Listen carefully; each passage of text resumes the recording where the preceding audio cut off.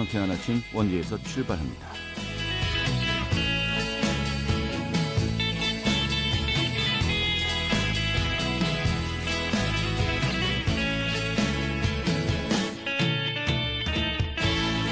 안녕하십니까. 4월 9일 금요일 아침 인사드리겠습니다. 상쾌한 아침 원주에서 출발합니다. 진행이 함께합니다. 자, 오늘도 한낮에는 포근하게 했습니다. 현재 원주 지역의 기온이 7도입니다만 낮 동안은 16도까지 오르겠습니다. 또 연일 이어지는 맑은 날씨 속에 또 대기는 계속해서 좀 건조한데요. 화재 예방 각별히 주의하셔야겠습니다. 자, 오늘 그런 만큼 전국에서 또 쾌청한 하늘을 만끽할 수 있겠네요. 또 오랜만에 다가오는 주말과 휴일에도 맑은 날씨 이어질 것으로 보입니다.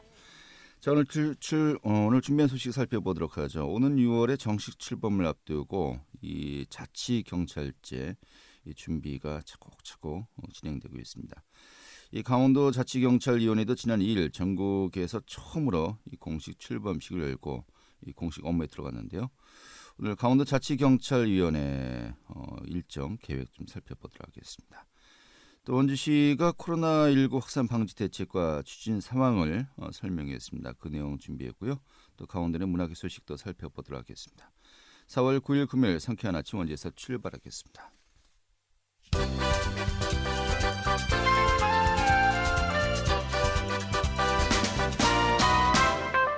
오늘의 주요 뉴스입니다.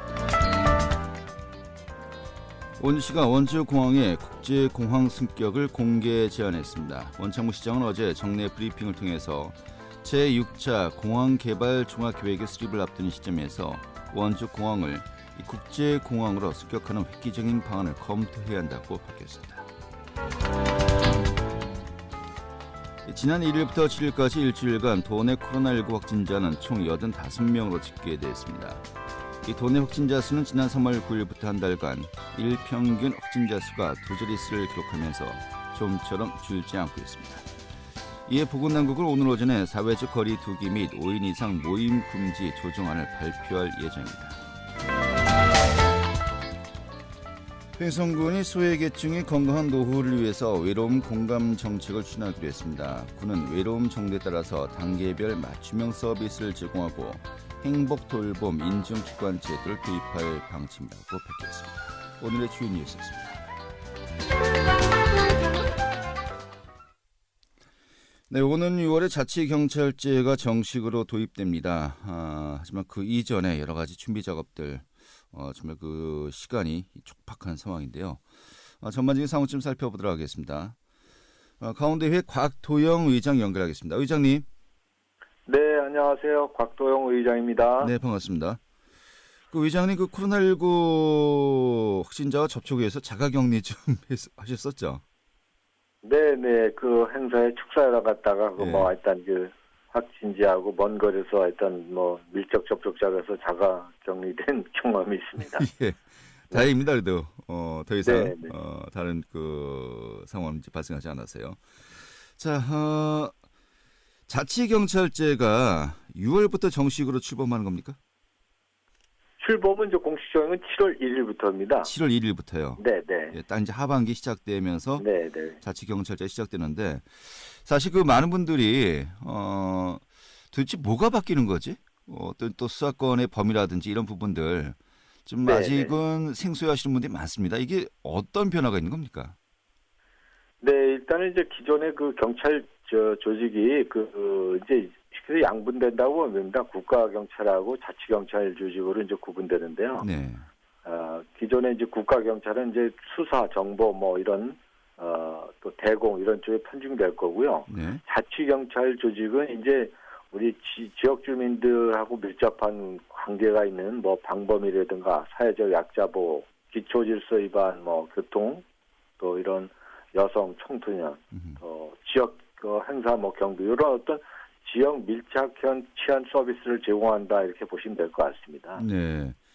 하지만 딱 이거는 지역 밀착형, 이거는 국가수사기구가 전담해야 될 부분, 이 딱 일도 양단식으로 나누는 게 결코 쉽지 않을 것 같은데요. 네, 그 이제 업무 분장을 통해서 이렇게 이제 분장을 하면 네. 그렇게 분장이 됐기 때문에 자치경찰과 국가경찰이 딱 업무 주요 사무가 이렇게 구분이 딱 돼 있습니다. 그래서 예. 우리가 이제 일상에서 어떤 뭐 교통 관련 뭐 쉽게 해서 그 음주단속이라든가 지역 뭐 경비라든가 여성 청소년 관련이라든가 또 뭐 생활안전 관련해서 어떤 그 뭐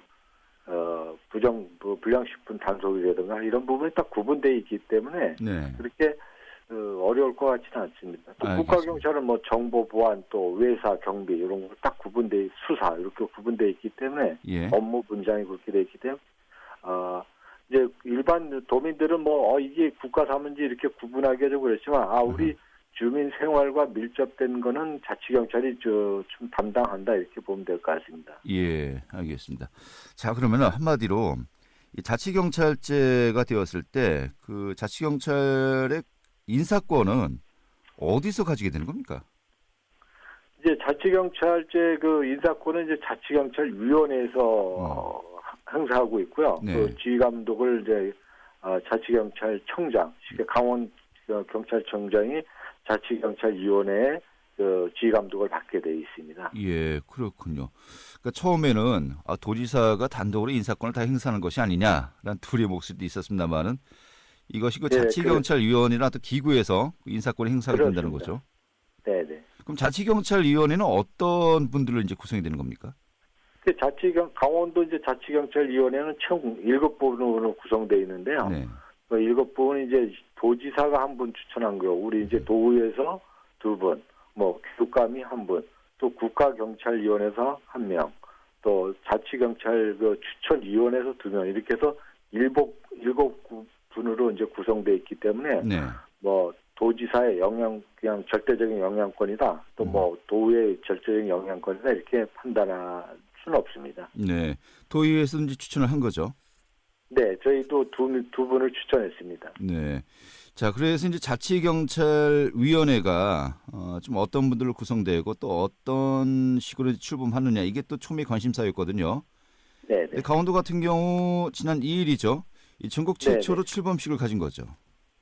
그렇습니다. 그 7분들이 이제 추천을 받아가지고 저희에서도 뭐 그 나름대로 그 대학 교수님들을 이렇게 또 추천을 했고요. 네. 각 그 추천 권한을 가지신 분들이 아주 그 다양한 경험과 경륜을 가지신 분, 또 경찰 조직에서는 경찰 출신들을 해서 다양한 어떤 그 인물로 구성이 돼 있어서 어떤 뭐 균형을 잘 맞춰서 운영될 것 같습니다. 예, 그래요. 뭐 다른 지자체도 속속 그 위원회 이제 출범을 앞두고 있습니다만은 자, 그런데 뭐 인사를 좀 관할한다 이 부분 외에도 이제 7월 1일부터 정식으로 출범하는 거 아니겠습니까? 네. 굉장히 뭐 준비 작업을 할 게 많을 것 같은데 어떤 또 일정들이 남아 있는 거죠? 그래서 지금 저희가 이제 2일날 4월 2일날 출범했지만 그 정식적인 출범 전에 각종 그 뭐 우리 자치경찰 사무에 관한 목표라든가 목표를 또 수립해야 되고 어떻게 평가할 건지 인사나 예산 뭐 장비는 어떻게 할 건지 아주 뭐 또 담당 공무원의 평가 뭐 임용 평가 이런 다양한 또 감사는 어떻게 할 건지 이런 부분을 세세한 거를 한 두 달간 동안 이렇게 잘 준비를 해서 7월 1일부터 현장에서 혼선 없이 잘 진행될 수 있도록 지금 준비를 지금 한 2달 남은 기간에 준비를 해야 됩니다. 네. 뭐 목표도 세워야 되고요. 또 예산 수립도 이제 해야 되는데 예산 같은 경우는 어떻게 좀 충당하게 되는 겁니까? 네, 이제 그 자치 경찰 예산으로 기존에는 지금 이게 이제 경찰 조직에서 이렇게 분립되는 과정에서 완전한 뭐 독립된 건 아니지만 기존 조직에서 우리가 이관 받아서 하는 어떤 형태가 될 것 같습니다. 그래서 그 완전히 정착돼서 이게 어느 정도 시간이 지나기 되기까지는 올해 같은 경우는 아마 그 예산이 이관 받아서 좀 할 것 같습니다. 예, 알겠습니다. 자, 결국 이제 가장 또 많은 분들이 무게를 두고 있는 것이 이 치안에 대한 어떤 기대 심리와 함께 이 정치적 중립 이 부분이 또 가장 중요한 또 키포인트가 아니겠습니까? 뭐 7명의 그 자치경찰위원 또 이제 각 그 기관별로 이렇게 그 추천을 했다고 합니다만은 결국은 지자체와 또 자치경찰 어떠한 그 관계 설정을 할 것인가 이 부분이 굉장히 또 이제 중요한 부분인데 향후 좀 어떻게 예상을 하고 계십니까?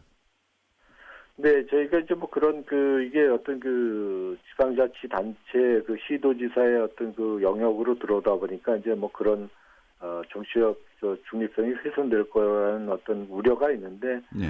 사실 저희가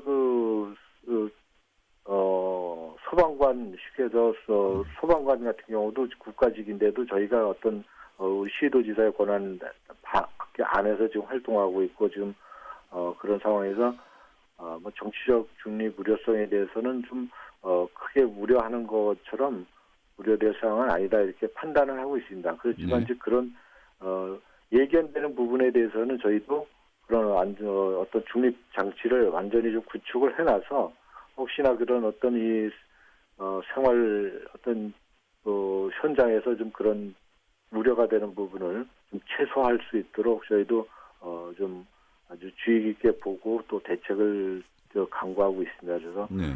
우리 도민들께서 우려하는 만큼 자치경찰 조직이 어떤 이런 식에서 지금 시도지사도 뭐 도의회도 마찬가지 선출직 어떤 그런 거에 영향을 받지 않을까 우려하는 것 같은데요. 네. 저희도 그런 부분을 잘 알고 있기 때문에 그런 부분을 그래서 이 합의제인 어떤 위원회를 이렇게 출범시켜서 하는 걸로 돼 있습니다. 네. 아무튼 뭐 수십 년 동안 정말 익숙해졌던 제도의 큰 변화들이 기다리는 거 아니겠습니까? 뭐 검경 수사권 조정도 그렇고요. 또 자치경찰제 도입도 그렇고 어떻게 보면 가지 않은 길을 이제 가는 것인데 그런 네. 만큼 우리의 목소리도 크고요. 또 성공을 해야만 되는 어떤 그런 필요성도 커진 것 같습니다. 이 자치경찰제 성공적으로 정착되기 위한 과제 좀 어떤 것들이 있다고 보십니까? 네, 이제 올해 이제 저희가 이제 제주도에서 시범적으로 시행하고 있지만 제주도에서 어떤 사례를 보면 사실은 이게 굉장히 이 자치경찰제의 어떤 시범 운영하는 데 있었던 교통사고라든가 어떤 지역 치안 어떤 그런 지표들이 굉장히 좋은 결과로 나타나고 있습니다. 네. 이전에는 사실은 이제 주민들의 어떤 치안 서비스하고 어떤 주민의 삶의 질하고 어떤 이게 다른 건 줄 알았는데 이게 어떤 주민자치 영역에 들어오면서 주민들이 불편하거나 주민들이 좀 그동안 이 경찰 업무에 대해서 좀 이렇게 거리를 뒀던 부분이 오히려 밀착형으로 되면서 주민들이 더 안전하고 더 주민 복리에 도움이 된다 이런 네. 결과치들이 나오고 있습니다. 그래서 그때 즉시 이제 예를 들어서 어디 어떤 과속 방지턱이라든가 과속 카메라가 필요하다 그러면 기존에는 사실 그런 민원들이 경찰을 통해서 하다 보면 굉장히 어려웠는데 네. 이런 영역이 이제 어떤 지방자치 영역으로 들어오니까 주민들이 어떤 교통 관련해서 어떤 민원이라든가 불편한 사항이 바로바로 예산에 반영이 되고 바로 시정 조치되는 결과로 가져오기 때문에 네. 이 자치경찰이 굉장히 주민 밀착형 어떤 복지 서비스로 들어오기 때문에 이게 실제적으로 시행되면 주민들 입장에서는 굉장히 편리할 거고 어떤 삶의 질도 좀 증진될 거다 이렇게 판단하고 있습니다. 네, 알겠습니다. 자, 뭐 여러 가지 긍정적인 전망을 하셨습니다만 사실 또 기대 반 우려 반의 시각도 있는 네, 것이겠고요. 그런 만큼 준비 좀 잘 차질 없이 네, 진행돼야 할 것 같습니다. 좀 마지막으로 질문 드리죠. 어떻게 네, 보면은 이제 하나의 그만큼 자치경찰위원회 역할이 중요한 것인데 이제 준비 작업을 이제 해야 되니까요. 도의회에서 이제 2명의 위원을 추천하지 않았습니까? 네. 어떤 분들 또 어떤 비중을 두고서 이번에 추천을 했는지요. 좀 그 성격만 알고서 오늘 또 정리했으면 좋겠네요.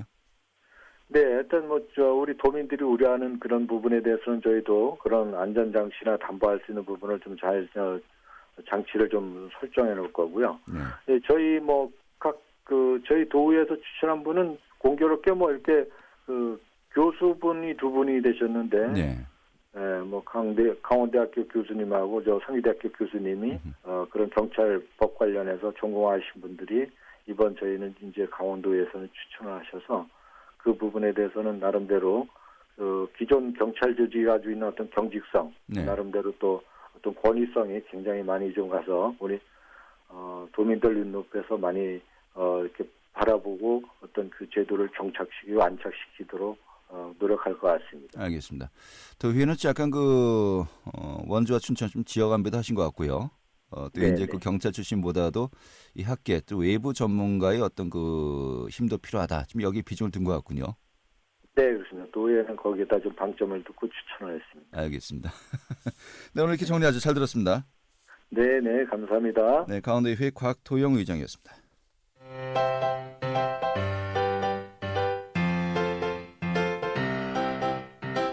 KBS 원주방송국이 유튜브 다시 듣기 서비스를 실시합니다. 매일 아침 강원 영서남부권의 뉴스와 정보를 전해드리는 상쾌한 아침 원주에서 출발합니다는 KBS 원주라디오 유튜브 채널을 통해 다시 들을 수 있습니다.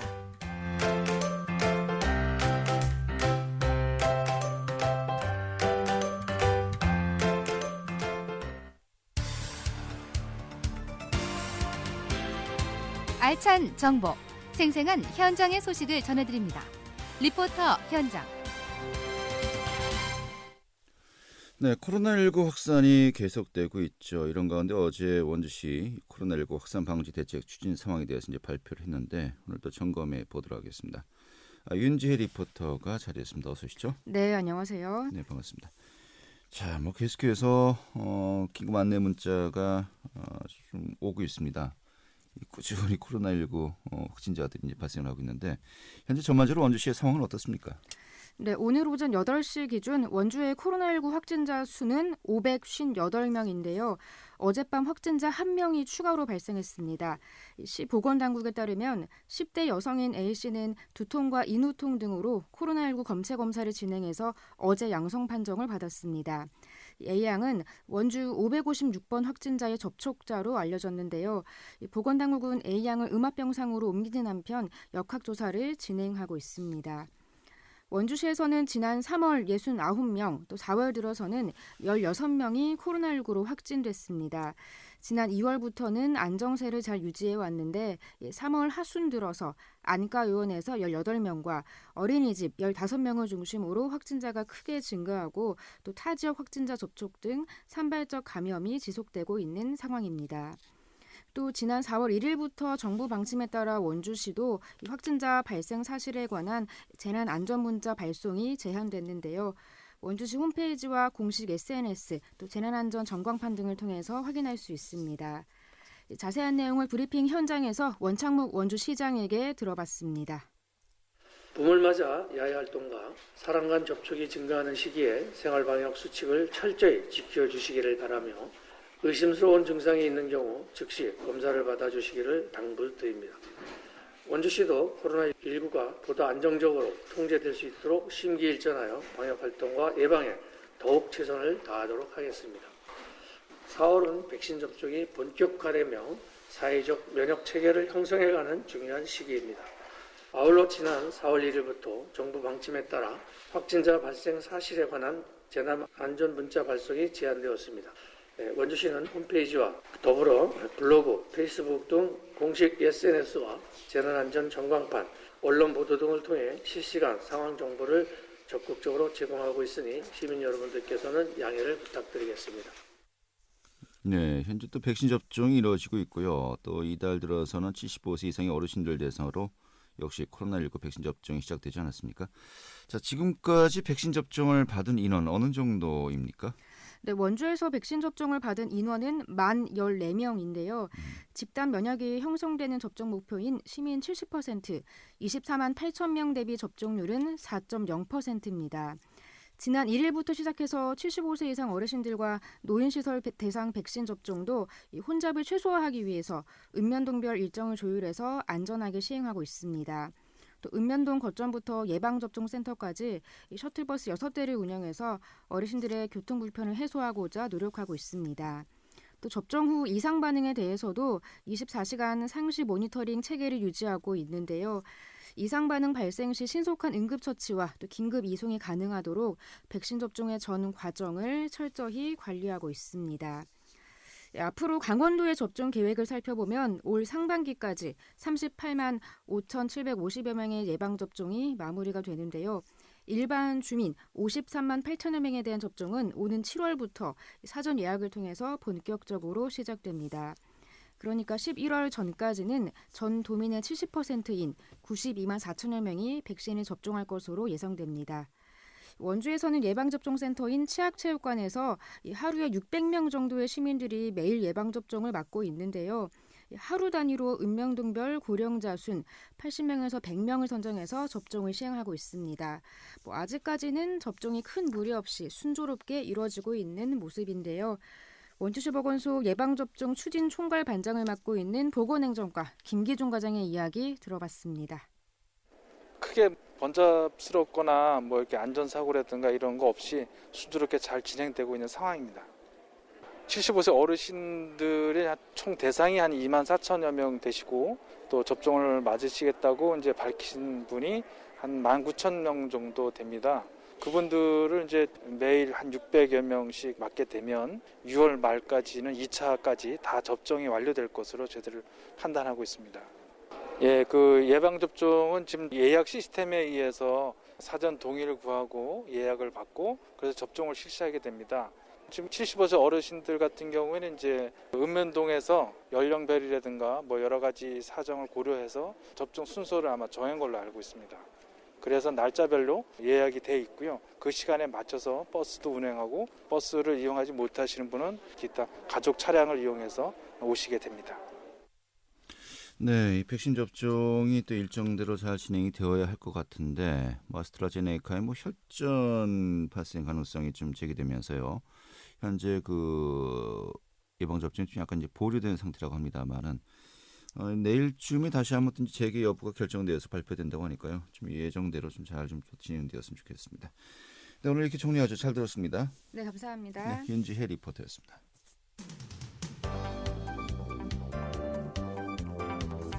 생생한 현장, 유익한 생활 정보를 전해드리겠습니다. KBS 원주 라디오 상쾌한 아침 원주에서 출발합니다를 함께하고 있습니다. 네, 지역의 문화기 소식들 살펴보도록 하죠. 김한 리포터 자리했습니다. 어서 오시죠. 네, 안녕하세요. 네, 반갑습니다. 자, 또 문화예술계 소식을 금요일엔 또 김한 리포터가 전해드리도록 하겠는데요. 먼저 첫 번째 소식 함께 살펴보죠. 원주에 독도 체험관이 생긴다고 합니다. 이게 어떤 기구입니까? 네. 독도 체험관은 독도에 대한 바른 이해와 공감대를 확산하기 위한 취지로 원주에 설립됩니다. 이미 서울 서대문구와 제주도 등에도 있는 체험관인데요. 원주 교육문화관 내에 공간을 마련하기 위해 논의 중에 있다고 하고요. 리모델링을 거쳐 하반기에 개관할 계획이라고 합니다. 원주에 설치될 독도 체험관은 학생과 주민 모두에게 개방되며 독도 교육 및 홍보를 위한 다양한 체험 콘텐츠로 채워집니다.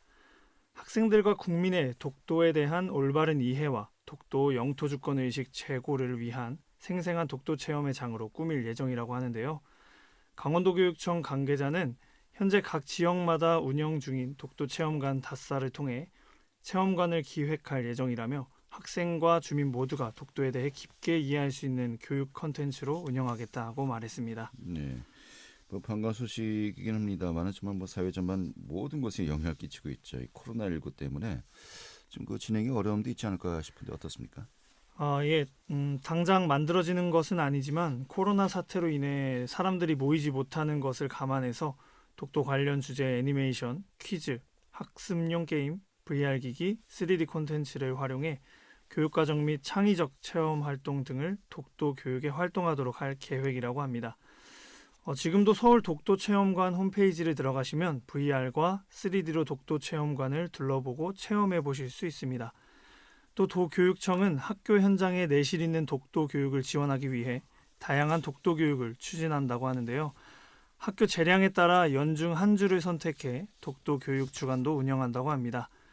원주 독도 체험관은 이렇게 새롭게 추진하는 독도 교육의 중심이 될 전망이라고 합니다. 네, 알겠습니다. 자, 다음 소식도 살펴보도록 하죠. 또 역시 코로나19로 인해서 지금 예술인들 굉장히 좀 어려움에 많이 처해 있는데 이번에 원주문화재단에서 좀 지원을 추진하고 있다고요? 네, 원주문화재단은 코로나19 사회적 거리두기 장기화에 따라서 관내 문화예술인들과 시민들을 위한 다양한 지원 대책을 마련하고 타기관 지원 사업 역시 적극 지원한다고 하는데요. 올해 문화예술 지원 사업에서 가장 두드러진 변화는 비대면 예술활동 지원입니다. 시민 참여가 전제가 되어서 비대면으로 이루어지는 모든 실험적인 문화예술 활동을 지원한다고 하는데요. 비대면 방식의 문화예술 향유 트렌드에 발맞춰 지원하기로 결정한 것입니다. 타 기관의 경우 지원사업 예산이 일부 삭감됐지만 문화재단은 올해 문화예술 지원사업 예산에 감축 없이 진행할 예정이라고 합니다. 네, 알겠습니다. 정확하게 좀 어떤 방식으로 지원이 이루어진다는 겁니까? 일단 가장 큰 지원이라고 한다면 올해 상반기까지 문화예술시설 대관 사용료를 면제합니다. 대관 사용료 감액과 면제는 공연 전시 등 공간 사용에 고민이 깊은 예술인들에게 직접적으로 와닿는 지원책입니다. 일반적으로 개인이 공연이나 전시를 할 때에는 가장 큰 비중을 차지하는 게 대관 비용에 있기 때문에 공연 전시자들에게는 반가운 지원이 되겠습니다.